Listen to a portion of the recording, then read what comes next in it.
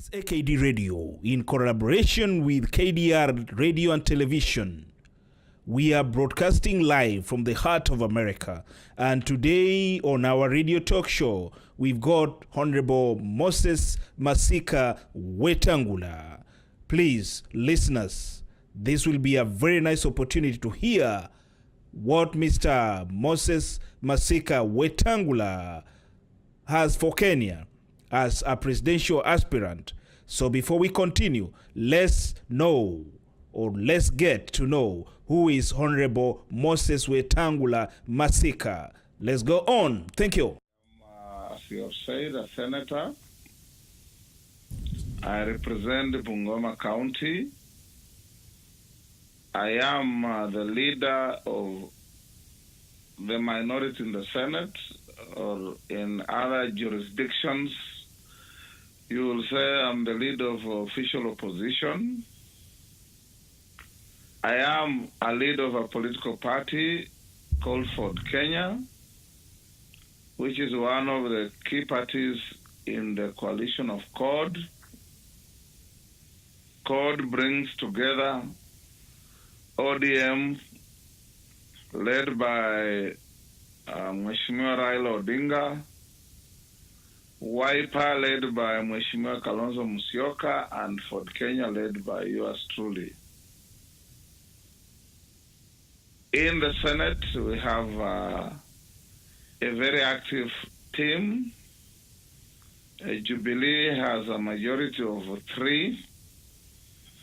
Consequently, we are very, very close. And in many cases, our senators acquit themselves very well by debating and voting on issues in a manner that our coalition advises, and we are quite happy about that. I'm a family man with children. My parents, I'm lucky, are still living. They are 87 years each. God has blessed me to that. And I am a very patriotic person, being a Kenyan and who wants to be a leader in our country. I am a presidential candidate wanting to make our country better than it is. Thank you. Thank you very much. So, Mheshimiwa, what have you come to them in America? You know, every year we have the annual United Nations General Assembly, which brings together heads of states from all over the world. As you are aware, all countries of the world are members of the UN. And this is one of those annual events where leaders from everywhere come to New York to get together and reflect on and look at events that have shaped or shaken the world in the last 12 months, and events that are likely to shape and or shake the world in the next year and beyond, and also focus largely on world peace. You know, the UN and its forerunner organization, the League of Nations, were formed to guarantee world peace, having come into fruition after the Second World War. So peace and the factors that cause the absence of peace in human lives between countries are at the heart and center of every UN meeting. This includes the issue of war and peace, the issue of development, the issue of gender parity, the issue of environment, the issue of preservation of resources, the issue of inclusivity in every respect to make sure that people of the world feel a sense of ownership, a sense of belonging, a sense of engagement in whatever is going on, whether as individuals, as groups, as communities, as countries, as regions, as whatever we think may be the case. So this season has been particularly important in that, one, President Obama, who has been a very key attendant every year, gave his final address to the UN yesterday, the 8th address from President Obama, and the final one, because next year there must be a new president in the US. And he made a very passionate plea to the world to observe and respect human rights, to observe and respect security between nations, to secure the world environment, to respect the girl child, to respect the interests of the youth, and all other factors that enhance human dignity and peace among nations. This season, too, we have engagement on issues of social development goals, on health issues, and virtually every respect that is set either as sectoral discussions or plenary discussions. And I'm sure that, as is always the case, the meeting reduces tension, the meeting sets the agenda, and the meeting helps the countries of the world come and move together, regardless of the diversity and the difficulties that we all know the world faces on a day-to-day, year by year, as we move to the future. Thank you very much. Umemaliza mheshimiwa, are you done? Nimemaliza kwa hiyo. Thank you very much. In the upcoming election in 2017, are you going to vie as a president? And if yes, under what party ticket? The simple answer is yes. You have already answered for me.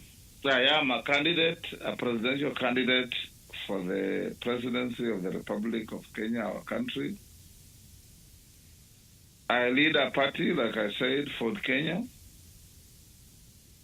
which party has already nominated me and endorsed me as its flag bearer for the presidency of Kenya. Now, like I said, my party is a shareholder, so to speak, or a partner in the Coalition for Reforms and Democracy Code, which brings together three main parties and other smaller parties. Within the context of my party, it is a declared candidate. I can't say sole because nobody else has come forward yet. Within the coalition of CORD, each of the three major parties have declared that they'll have a presidential candidate in their leadership, namely Raila Odinga for ODM and Kalonzo for Wiper, respectively. That makes the three of us. The three of us will then have to come to a situation where we have primaries, as they did recently in the United States, or negotiate to come to an agreed candidate for the coalition. So yes, I'm a candidate. My party is for Kenya. My coalition is called. I am already a candidate for Ford Kenya. I'm fighting to be a candidate for the coalition that my party is a member. Thank you. Of late, it has been quite a staple in the media houses. A lot of stories circulate about you. Today, we would like you to bust some of these myths and propaganda and hear from you yourself. So first, our listeners would like to know if you are still in CORD, or are you, it has been said that if you will not be nominated as the presidential candidate for CORD, then you'll defect from it. Are you, is it true, or these are just allegations? Those are allegations that are not worth my attention and comment, because I'm not an invitee in CORD. My party is not an invitee in CORD. We formed and founded CORD, and we are members of CORD. I am where I am, courtesy of my party for Kenya and CORD, and that is where we are politically. So, of course, there are those people who spend a lot of time and energy negatively speculating on what they think is going to happen without ever asking the people they speculate about, or the parties they speculate about, and the coalitions they speculate about, whether they are weird and negative and unproductive ideas have any grounding in fact, in politics, in law, or in any other respect. So what you have asked as being speculative is not only speculative, as you have said, but malicious, unfounded, unhelpful, and will lead us to nowhere. We are where we are because we are, and we shall be because we are sound and solid members of the coalition. Thank you very much, Mheshimiwa. Are you done? I am done. Thank you very much. For those who are tuning in, we are having Honorable Moses Wetangula. Thank you very much for tuning in. Mheshimiwa, we got a question from South Africa, and this is from a gentleman called Nyagwachi, Dr. Nyagwachi. You are yes, Nyagwachi. You are you are college mates back in 1979 to 81. Yes. He was doing civil engineering, and you were doing law. He must be very right, because those are the years we were in the university. Thank you. And I welcome my comrade, as we call ourselves. Thank you very much. He's listening. So this is what he's actually asking. Why can you not wait to contest for presidency in 2022, so that in 2017 all energies of Kenyans is focused on removing Jubilee and then complete implementation of devolution agenda with Honorable Raila and Kalonzo Musyoka and others? The two gentlemen you have mentioned are my partners. Raila is my partner. Kalonzo is my partner. I am their partner. We are all candidates. And for you to say, why can't you wait, is a proposition that must be founded on some scientific fact. On what basis do you want me to wait? I am a politician, I am a leader, I am carrying aspirations of people. So are my colleagues. But we are Democrats. Democrats in every respect, to the extent that whoever in a process that is being worked on now by a select group of our members arrive at that so and so will be the flag bearer. If it is Kalonzo, Weta will have no problem. If it's Raila, Weta will have no problem. If it is Weta, the two should have no problem. Democracy is not about selection, but it's about election. And elections means you have a process that is democratic, that is fair, that is free, that is transparent, that is acceptable and satisfactory to all. And that's what we are looking for. So already do you have the systems in place? Because we are like having only 11 months to the elections. Yes. Oh, thank you.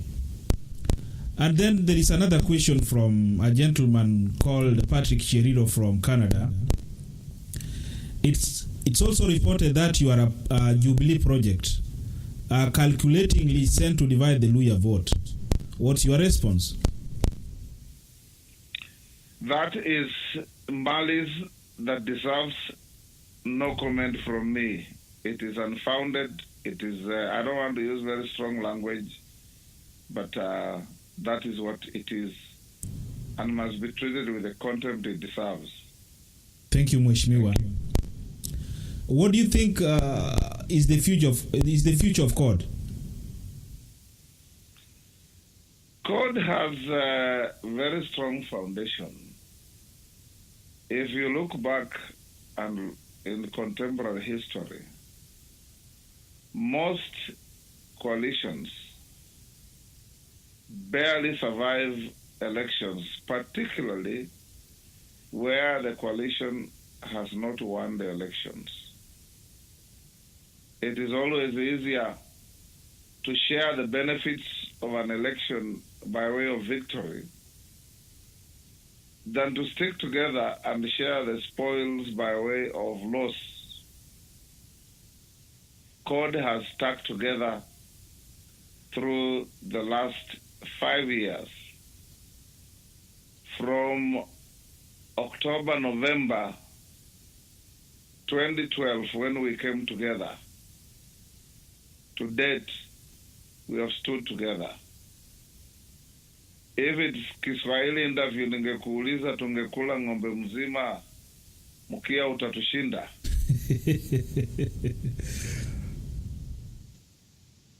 Thank you. Welcome.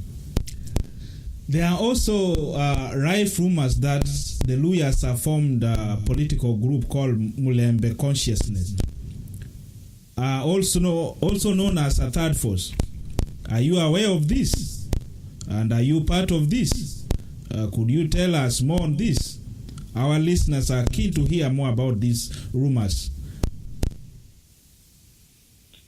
There is nothing like Luhya consciousness or third force, and if really there's to be a third force, and that third force is a Luhya outfit, then it will fail. Because Luhyas, numerous as we are, must be part of the body politic and the structure of the country if we want to be part of the leadership or to lead. I am in a coalition CORD. I happen to be Luhya. I am not there because I'm Luhya. I am there because I lead a party that is national in character. And my quest for the leadership of Kenya is not grounded on being Luhya, but being a patriotic and strong Kenyan with the ability to lead.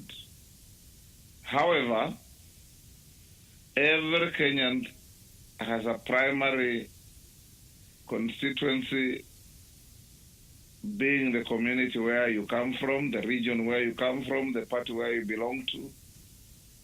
And I happen to belong to the Luhya nation within Kenya.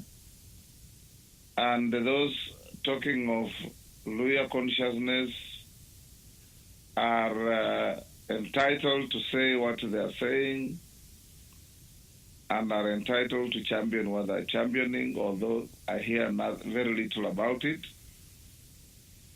Neither do I belong to any force, because politics is not about force, whether first, second, third, or whichever force you may think about.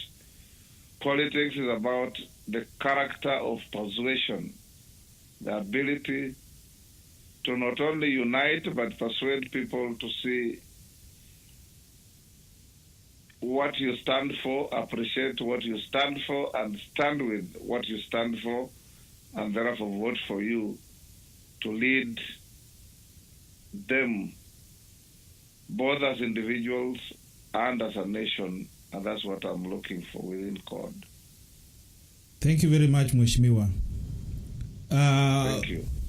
Voters, especially from the CORD section, I'm talking of the CORD people, because it's a question which came from the people who really want to see CORD grab or get power. They are really concerned about this issue of voter registration. Voter registration. Yes. And if you look at the arithmetic, especially in Western Kenya, we have a very huge population and, let me say, a very nice voting bloc. But these people are not seen playing their part, especially in elections days. What do you think is the problem? Voter registration, voter apathy is a concern for all of us. It is not a Western problem. It is a national problem. And where there is a feeling or a sense that people turn out to vote more than Western Kenya, has been so because of voter manipulation and cheating. The average voter turnout in the country, the levels of enthusiasm, the levels of apathy are averagely the same. And this has been recorded in every by-elections we have had, where the level of competition is localized and is not national. This was recorded in Bungoma County during my by-election, where the turnout was about 68 to 70%. In Kericho, in Kiambu, when we had a by-election, in Kabete, and virtually everywhere. So what has been happening in general elections is manipulation and cheating, voter starving, voter rigging, and eventually announcements of fraudulent figures. Currently, there is a reform process going on in IEBC. Suffice to mention that the cheating that has been hitherto spoken to by me has been with the complicity, knowledge, and active participation of IEBC. There is a process of reform emanating from the committee that we set up, co-chaired by Orengo and Kiraitu, senators of Siaya and Meru respectively. And I do believe that if what we're undertaking now comes to fruition, and I've no doubt that it will, then the possibility of cheating in the manner that I've described will be considerably reduced, if not eliminated completely. And if it is eliminated, then you will see that the voter turnout in every part of the country is averagely the same, subject, of course, to extraordinary circumstances that may be at play, being insecurity, lack of water, lack of food, and lack of communications in some areas. Thank you very much, Mheshimiwa. Some people are a little bit confused, especially when you do some political calculations or movement. In 2007, you were part of the, let me call it NAC, it called Jubilee or whatever. So they're really worried because that particular time, they thought that 2007 there was no Jubilee anywhere. Okay, fine. I mean the NAC coalition, was it the NAC coalition? 2007 we had not really the NAC coalition, but the coalition which was led by Mwai Kibaki. PNU, sorry, it's PNU. You were in PNU that particular time, and they thought that you sold, especially the Luhya nation, because most of them were basically with ODM or with the other coalition led by Raila Odinga, and some Jubilee people, even in the diaspora, think that you are not truthful. Is that true? Anybody and everybody has the right to think the way they want to think. The same people who are talking about selling out are forgetting that Raila Odinga was also in NAC with me when we brought Kibaki to power. The same people are forgetting that at some point in life, Raila Odinga and I were in Kanu.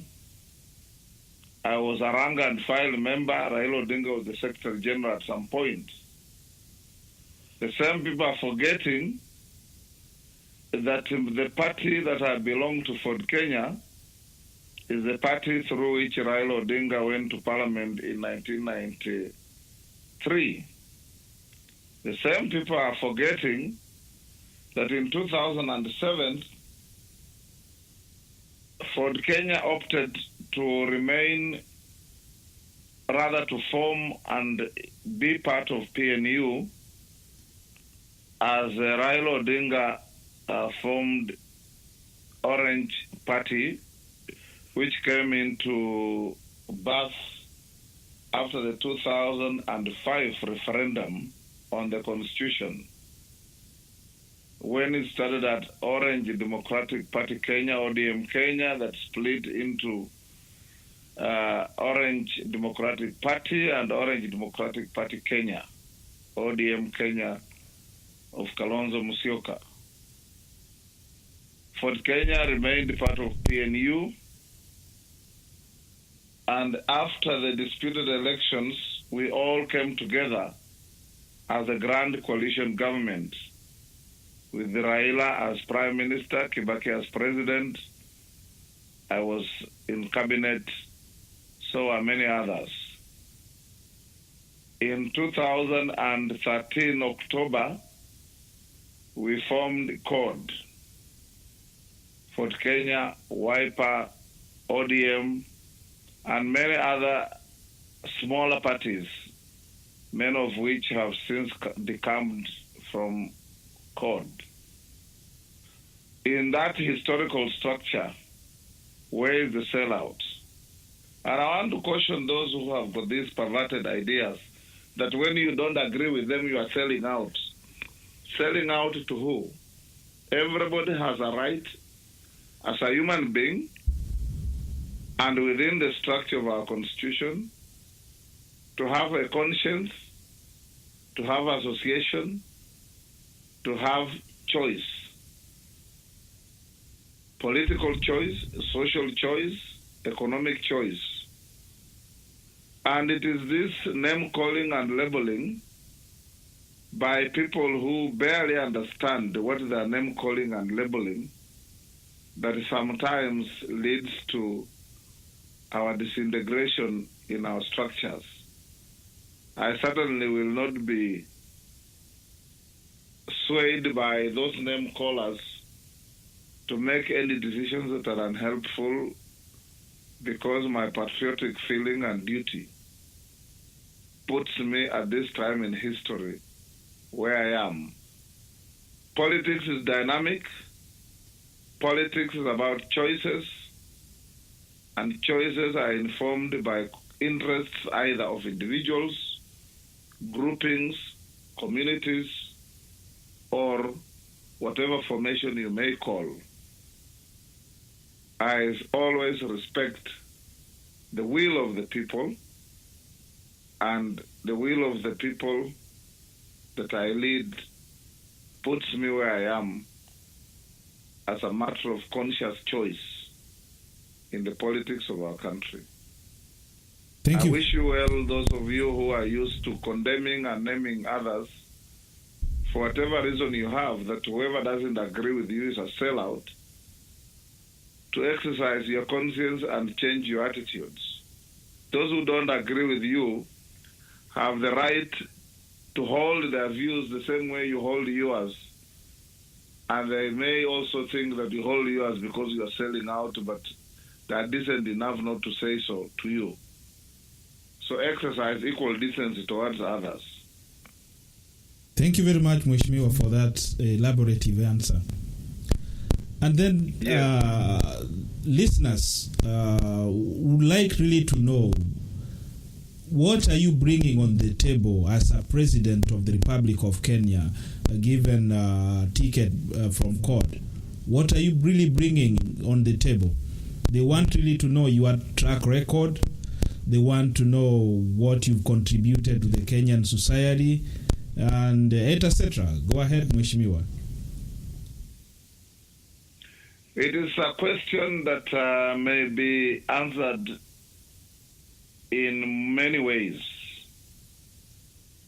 I don't know what is in the mind of the questioner. What are you bringing on the table in terms of ideology, in terms of numbers, in terms of money, in terms of what? Let's take ideology. I do not quite appreciate what whoever has filed the question wants me to say. Because when you say what do you bring on the table, what do you exactly mean? Basically what he means, the experience, your manifesto and all that. Let's go ahead, Mheshimiwa. Obviously, if one was looking for experience, I have equal experience to many in terms of longevity in parliamentary career. I entered Parliament of the Republic of Kenya on the same date with my brother Raila Odinga, with my friends like Kiraitu Murungi, with Peter Nyang Nyongo, with then Mukhisa Kitui when he was in Parliament, and others who went earlier are people like Kalonzo Musyoka, who went much earlier in the 80s, and so on. So if we are talking of longevity in Parliament, I measure to and with everybody. If it's a question of what I want to do for the country, it's a very, very long discourse. But in brief terms, Kenya is at crossroads today. The implementation of the 2010 Constitution is in jeopardy because the leadership of Jubilee are long on speeches and promises and very short on actual performance. The levels of ethnic exclusivity in the country are higher than ever in the history of our country. Devolution, which is the cornerstone of the 2010 Constitution, is under threat from Jubilee that thinks that devolution will not grow on the basis of constitutional anchorage, but on the levels of generosity or otherwise that Jubilee would want to extend to devolution. The country is choking in terms of corruption that is consuming the society right from its foundations. You saw recently the country was listed as the third most corrupt country in the world. Every sector that is anchored on our constitution is lagging behind, whether it is youth, it is gender, it is environment, it is devolution, it is whatever you may say. As a party, as a coalition, we have our own manifesto, we have our own promise to the people of Kenya. I personally have laid out a blueprint which I enumerated when I had my presidential campaign launch in Kakamega on the 4th of April this year, and it is available on the Fort Kenya website. You can go visit it and find it. The long and short of this is that our country that has so much promise, our country that is moving into the extractive economy age and the oil production age, in addition to our traditional economic indicators and activities, needs a leadership that can harmonize and bring these resources to the country's benefit and the benefit of the people of the country. Not the kind of blatant levels of corruption and looting that we are seeing happening in the country. As a party and as a candidate, I am conscious about the contribution from the diaspora that will be given a key important role to play in the body politic and economy of the country. I will be in a position, and I've said so, to carry out reforms in our education sector so that Kenya is allied and aligned to the education structure and foundations of the East African Community region that we are a kingpin to, other than knee-jerk reactions and policies that are sometimes based on whims of whoever is responsible for the sector. I will be able to give great attention to environmental protection and enhancement of our forest cover from the current paltry about 2.2% to the irreducible minimum of 10% and beyond, learning and picking from countries that have been able to enhance their forest cover from similar percentages to up to 70% that we know today.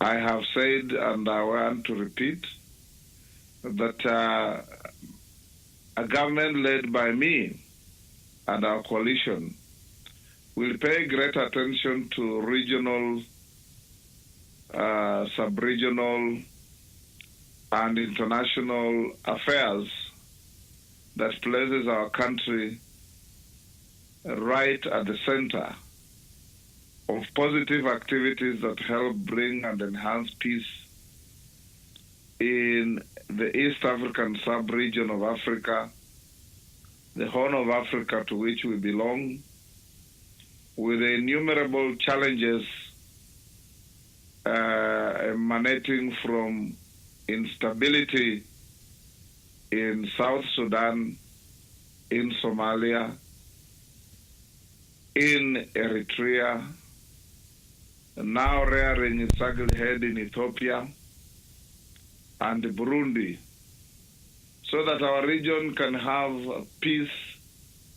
And without peace, you cannot have proper human and economic development that would then galvanize the enhancement of the living conditions of our people. Economy is a foundation to the development of any country. Kenya today has the strongest economy in the region, but that's something that we shouldn't take for granted or think it's a given. We must struggle to maintain the lead, not by vanquishing others, but by harnessing our association with others, be they as small as Burundi or as big as Ethiopia, for continued prosperity in the region that pulls up everybody, but more importantly, creates, generates, and affirms wealth that will galvanize development for our people. And our people does not mean, like Obama said yesterday, 1% controlling wealth and 99% watching in anguish, but where we make sure that an equitable structure is put in place that respects the growth of wealth, both for the state and in the hands of individuals, but equally important, the creation of opportunities that gives everybody a fair chance to compete. And there are many others. It's not possible to enumerate what we want to do in a radio interview, more so on telephone.